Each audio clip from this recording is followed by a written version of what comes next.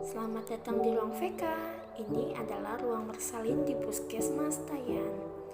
Nah, ini adalah sepasang suami istri. Ini adalah calon partus yang telah diarahkan dari UGD untuk masuk ke ruang VK karena ibu ini telah merasakan tanda-tanda akan melahirkan.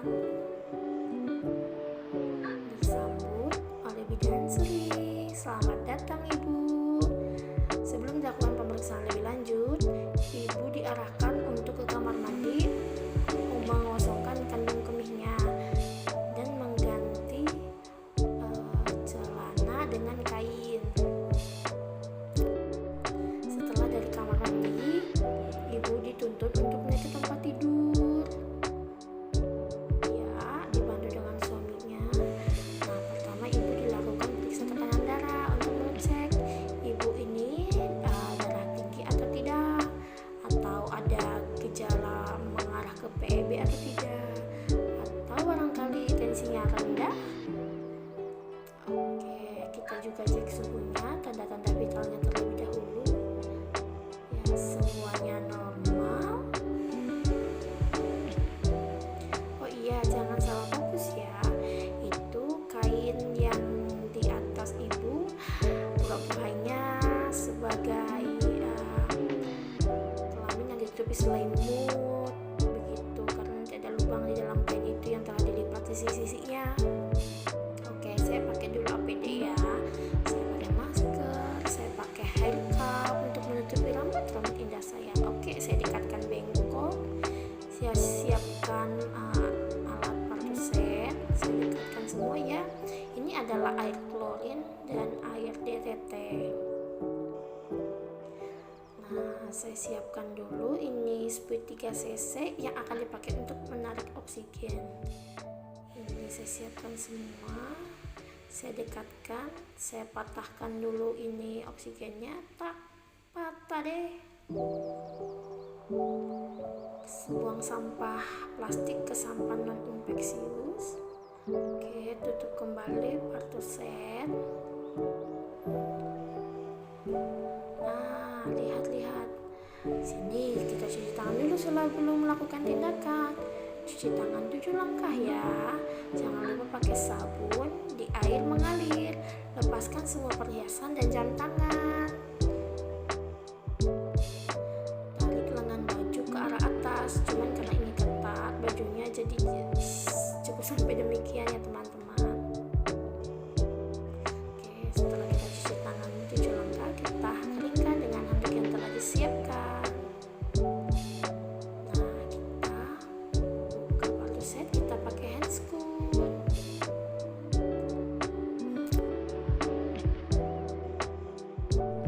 Di sini kita pakai handscoonnya sebelah dulu ya. Nah, nggak langsung pakai dua-duanya, karena di sini kita akan melakukan pemeriksaan dalam. Susah sekali karena ya kurang kering tadi, latarnya jangan dicontoh ya. Nah, ini kita tarik dulu oksitosin ke dalam speed. Nah, dengan satu tangan, one hand. Oke, buang sampah ampul ke dalam safety box. Kita ambil handscoon kedua, kita pakai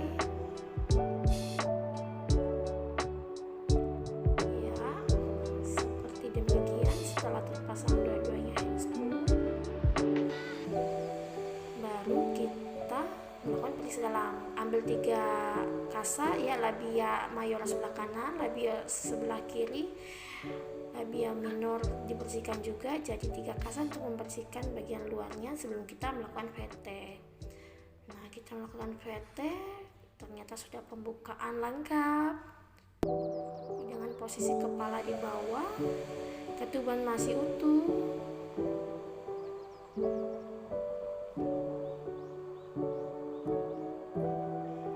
Oke, kemudian kita buang sampah kepada tempatnya. Kita arahkan ibu untuk atur napasnya ya, sampai kepala bayi depan pintunya, atau yang dinamakan dengan kelamin. Kita cuci tangan lagi 7 langkah.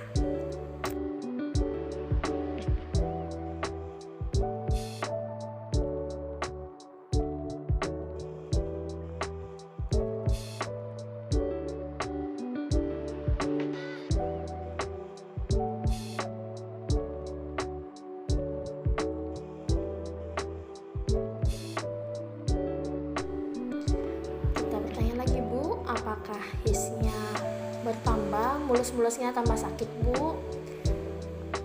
Terus kita juga arahkan ibu jika misalnya kontraksinya dirasa tidak ada, boleh makan boleh minum. Kita juga arahkan untuk bapak membantu ibu jika ibu ingin minum atau ingin makan. Oke, kemudian saya coba dulu ditekuk. Kita lihat perineum menonjol, vulva membuka, kemudian mencoba pimpin ibu mengejar, ternyata kemajuan persalinan. Sekarang kembali kakinya, kita dengar dulu detak jantung janinnya ya. Jangan lupa oleskan gel. Oke, kita dengarkan posisinya, dia ada di puki karena sebelumnya sudah diperiksa ya. Ibu detak jantung janinnya dia normal, anaknya siap untuk dilahirkan. Hore, kita lihat lagi pembukaannya. Ternyata kepalanya sudah maju, kita boleh pasang alas. Oke, diangkat bu bokongnya ya, kita pasang underpadnya dulu. Simpan lagi bu bokongnya. Oke, pintar, luruskan kakinya. Ibu nanti pintar-pintar ngeden ya, atur napasnya. Oke, ternyata kepalanya sudah cloning, kepala anak sudah di depan jalan lahir. Pertama-tama saya pasang apronnya dulu ya, karena ketubannya tadi masih utuh, takut pecah tiba-tiba biur. Kita pakai handscoon, pasang dulu handscoon yang kanan. Nah, setelah itu kita pakai lagi handscoon di tangan kiri. Ini untuk menjaga penularan infeksi. Kemudian kita siapkan kain di bawah bokongnya ibu dan di atas perutnya ibu. Nah, kita stand hand, kita tahan perineum agar tidak robek.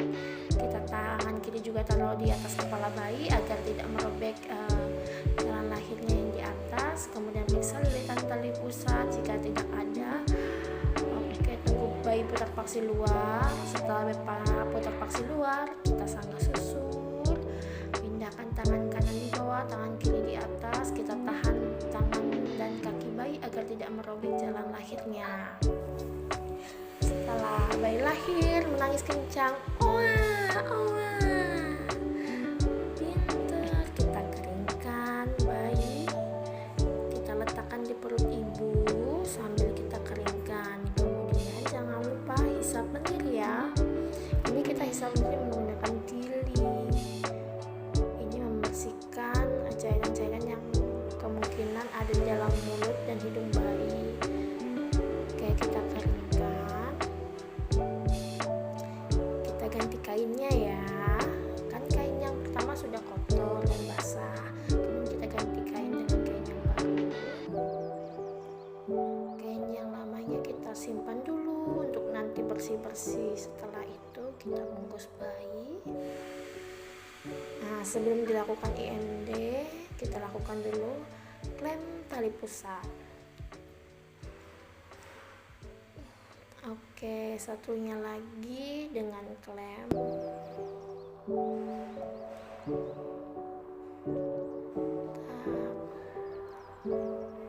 Kemudian kita lakukan pemotongan tali pusat. Oke, selesai.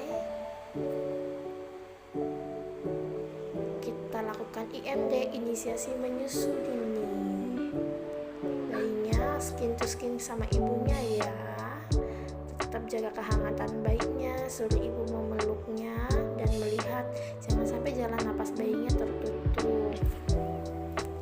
Nah, kita melakukan suntikan oksitosin dulu di paha ibu. Ini kita melakukan manajemen skala 3. Jangan lupa aspirasi. Oke, oksitosin telah masuk 1 ampul. Kita lakukan PTT, peregangan tali pusat terkendali.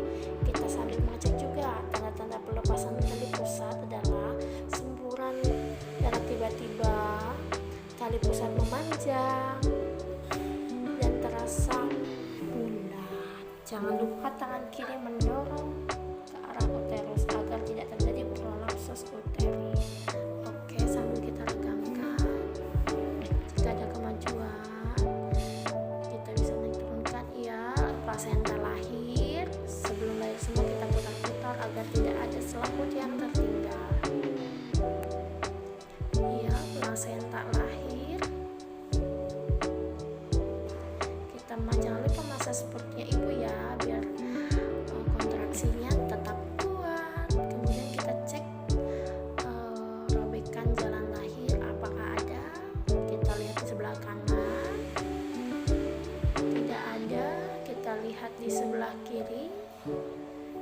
juga tidak ada.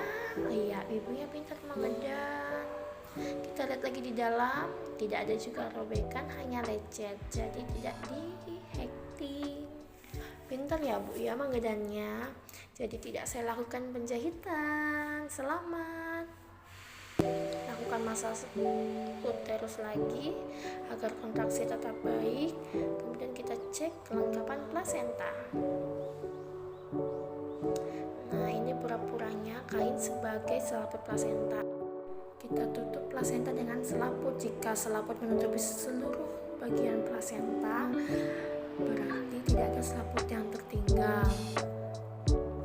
Oke, kemudian kita bersihkan, kita gulung-gulung, kita letakkan di ya, kita simpan plasenta di tempat plasenta, kemudian bersihkan ibu dengan waslap yang tercelupkan di air DTT. Setelah itu kita ganti underpadnya, diangkat ya Bu bokongnya, dibuang di sampah infeksius, kita ganti dengan underpad yang baru untuk mengecek perdarahannya. Kemudian sterilkan alat, direndam air klorin selama 10 menit. Buang kasa di sampah infeksius, rendam semua alat. Oke, kita buka handscoon, cuci tangan. Setelah cuci tangan, kita akan melepaskan APD.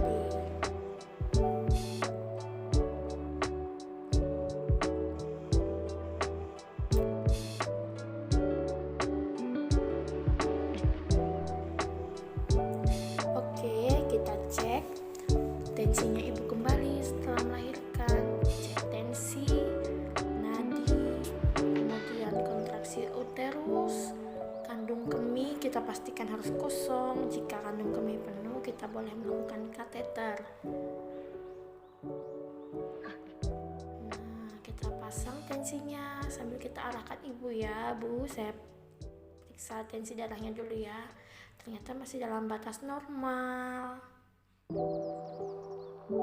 Saya cek suhunya ya Bu ya. Suhunya juga masih normal. Ini masuk skala 4. Kita massage lagi. Nah, ajarkan ibu untuk melakukan massage perutnya sendiri.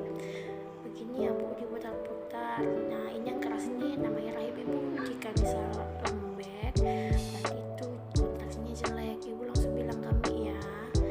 Nah, ini biar selalu keras, ibu lakukan massage terus ya. Ibu goyang-goyang begini. Nah, pandai. Begitu terus Bu ya, paham? Oke. Setelah itu selimuti ibu. Saya lepaskan APD. Belum, saya lupa. Ternyata saya masih harus ngecek bayinya dulu. Iya, kita ambil bayinya, kita ganti dengan kain yang kering.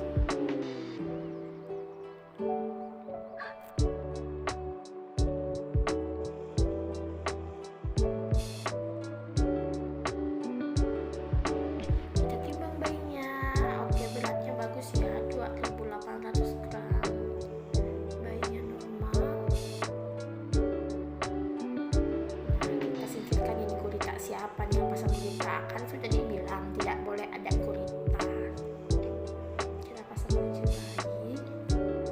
Kita pasang sarung kaki semua untuk menjaga kehangatan bayi.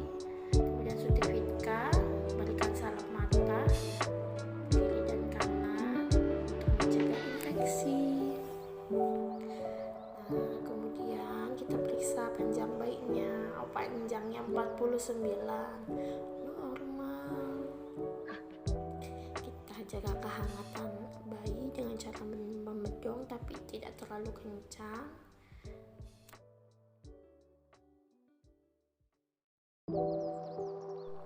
Setelah dibedong, berikan kembali kepada keluarga. Nih Pak, anaknya sehat